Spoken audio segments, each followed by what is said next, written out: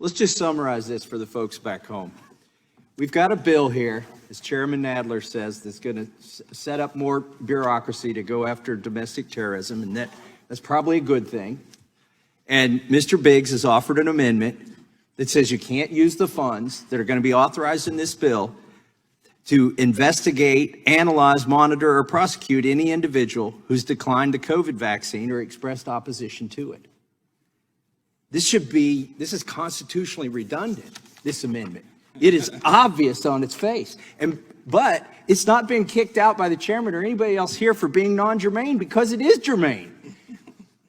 This should terrify you. This amendment is germane to the bill because the FBI has already indicated that your opposition to taking the vaccine or to spreading information that might be true but the CDC doesn't agree with will qualify you to be targeted as a possible domestic terrorist. You're definitely a domestic terrorist. So, listen, when the CDC changed the definition of vaccination, they changed the very definition of vaccination.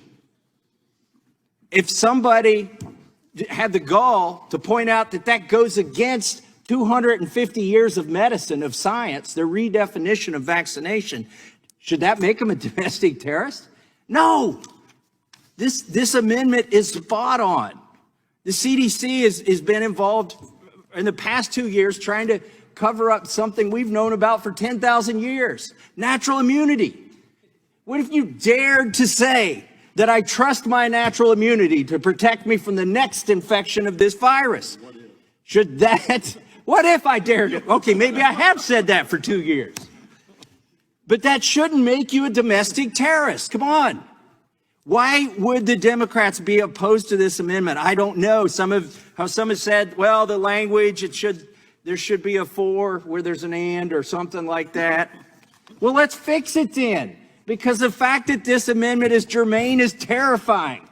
The fact that we even need to mention this amendment is terrifying. The fact that moms are going to be targeted as domestic terrorists because they think their 5-year-old doesn't need the freaking vaccine because they've looked at the data. And they don't. They've seen that the flu presents more of a risk to their child than COVID does. Any of the variants. Does that make that mom a domestic terrorist? What if, I mean, it's ridiculous that the Democrats are even opposing this. It should be adopted by unanimous consent. If they have some problem with the language, then let's fix the language. But let's not label moms domestic terrorists for saying they don't want their child to get the vaccine. Let's not label expecting mothers domestic terrorists because they say, I want to go ahead and have my baby before I get this vaccine. Because this data's not been out there.